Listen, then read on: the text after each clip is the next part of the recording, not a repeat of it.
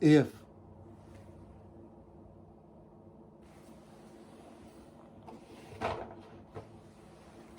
I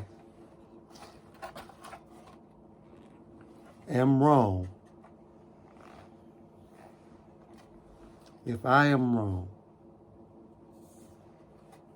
you be right and be amazing. If I am wrong, you be amazing and you be right. In case I'm off and I need to be guided back to a more positive realm, you be the example. If I'm wrong, you be right. You be amazing.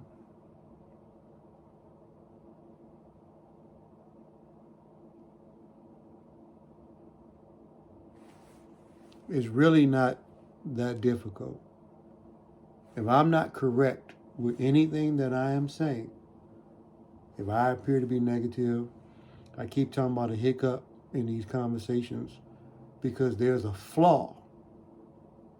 But if I'm wrong, talking about God, talking about money, talking about sex, if I am wrong, then you be right.